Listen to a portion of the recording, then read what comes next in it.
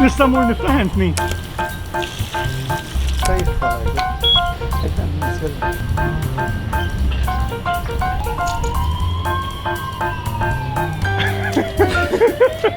I don't want this guy.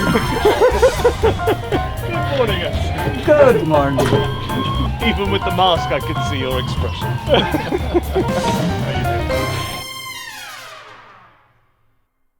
Hello, and welcome to the first episode of Anchored.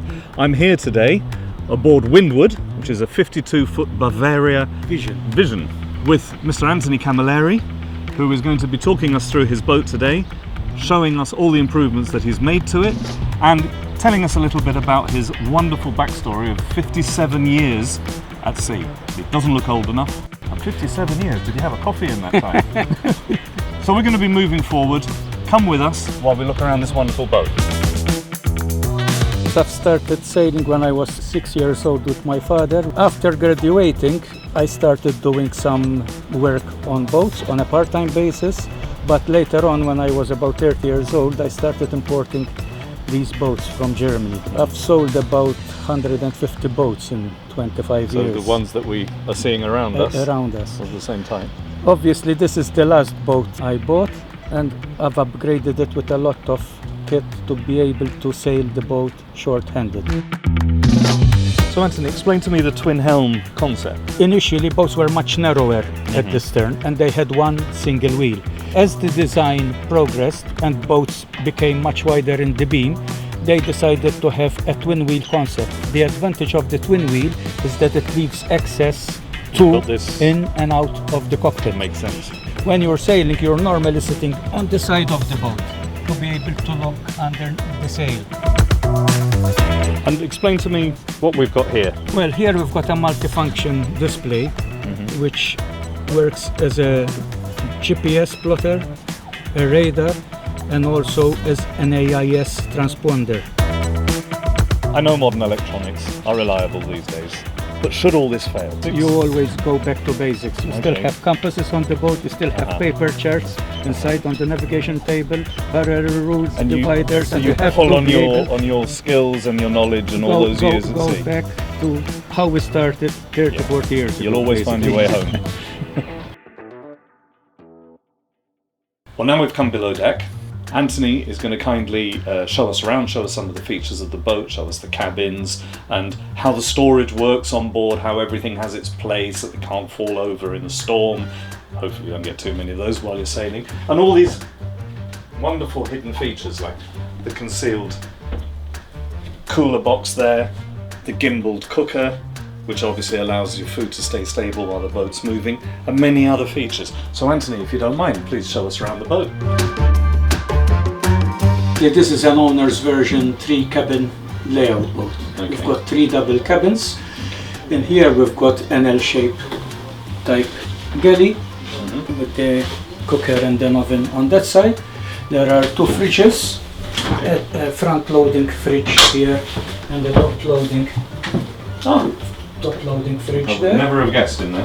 Literally every nook and cranny is used. Corner is utilized. Underneath the floorboards I stow things like spare parts and things that you don't use so often. Here we've got the chart table, the navigation table. There are also repeaters for the instruments outside. So this is a mirror of what we saw exactly outside. And you've got control again to change to radar or to AIS from this keypad. Repeater for the autopilot, so technically you can even steer the boat from in here. Your VHF radio, and this is the 12-volt switchboard with all the switches for the appliances inside the boat, and this is the 240 shore power. There's also a generator on board. We've got battery condition meters. There are basically 3 banks of batteries. One is only reserved for the engine, one is for the electric equipment on the deck, and then the others are for lighting. On this side we've got the saloon. You've got again a U-shaped settee with a foldable table. Behind the settee I've got a monitor which works as a computer, as a TV, and also as a display for the GPS. We're seeing as it well. coming up now. Anthony's wonderful One of the rising first things screen. I did on the boat when I got the boat. That's pretty cool. Why is it so interesting? Anthony, what's this? That is the mast. The mast goes through the deck and rests on the keel. On other boats, it's normally deck stepped, and then there is either a support or the bulkhead itself to take the load. This is a double berth for the owner, and on both sides we've got shower and the sink, and ahead a toilet and the sink on this side. Underneath the bed there is the water tank, there is the bow thruster, and then there are clothes dryers underneath, and you've got storage, his and hers, hanging lockers and clothes lockers. And all this is standard to the boat? This is all standard to the boat. What I had done with the boat was I had built that bulkhead. This berth originally went further forward, and there was a lot of space, wasted space here. So I decided to build the bulkhead and pull the bed further into the cabin, and it's a much wider bed as well. Coming back to the rear end of the boat, we've got another head and shower on this side. There's a shower in here as well. There's a shower on this side, sink and the toilet. And what have we got And behind then you? we've got two identical cabins on the back. The engine is placed underneath the steps here. You've got access on both sides from each cabin, work on the engine. In between the cabins there is also a service tunnel, and then the service tunnel is a generator set which is encapsulated in its own cocoon so that it's quite silent. All the cupboards and fittings are secured with these latches. Very clever design, which doesn't allow anything to open when it shouldn't in rough seas. Glasses, again, all with their own little holders, so everything stays in place. And then by pressing the button in, you know straight away that it's latched and it won't move anywhere. There are grab handles around the boat. Again, obvious reasons, if the boat's chopping and bumping around, you're not going to fall over. Doors are magnetized, again to stop the doors slamming, opening and causing problems while you're at sea. Everything is securely fitted. Everything has its place. The thought and design that goes in is remarkable. Really quite something. So again, all your crockery can be placed securely here without any problems. As we were saying before, you've got grab handles moving through the boat. So if you need to navigate around the saloon in any way, you can grab as you pass. It's all very clever, integrated design. And the thought that goes into producing these is really quite something. Another feature, in all of these storage areas, you have holes to allow air circulation throughout all the cupboards. This is to prevent humidity whilst you're at sea, which is obviously a brilliant piece of design. Obviously humidity is a big issue when you're at sea.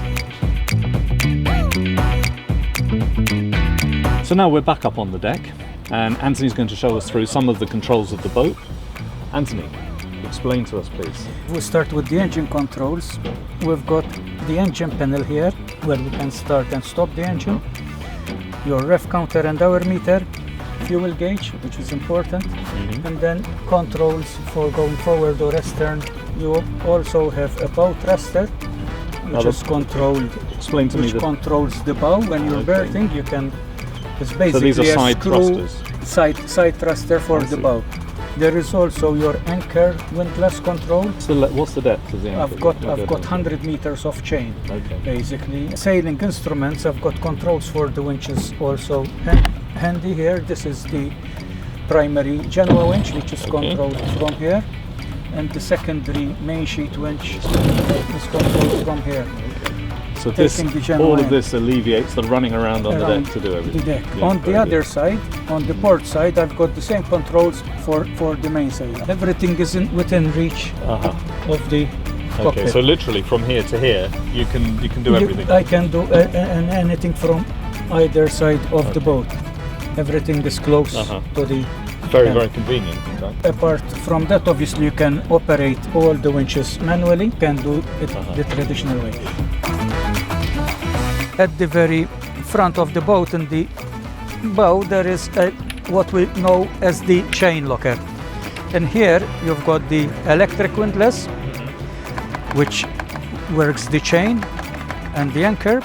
I've got 100 meters of chain and the spare anchor in here.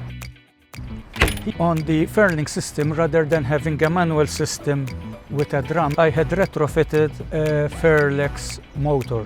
So this motor obviously furls the sail electrically. It's a push button in and out for the sail. The bowsprit moves out of here and it goes in front of the boat, and I've got another halyard, and when we're going downwind I can blow a Jenniker or a Code Zero, which is a bigger and a lighter sail used in lighter weather or when the wind is off the beam. Moving back from the bow, this is a stowage locker which I have, and as I said before, This is where you were explaining to us. I had built this bulkhead and obviously made the locker much deeper. Like this, I can stow my dinghy and all the fenders in there. You're always looking for space to stow stuff. It's all impressive stuff, Anthony. Really, really nice.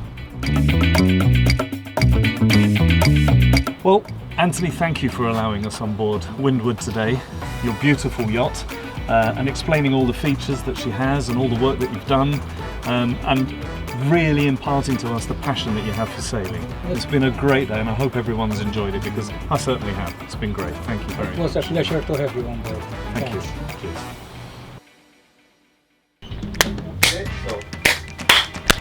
Makes me feel good. Thank you for allowing us. No, okay. And I'm looking at the wrong camera.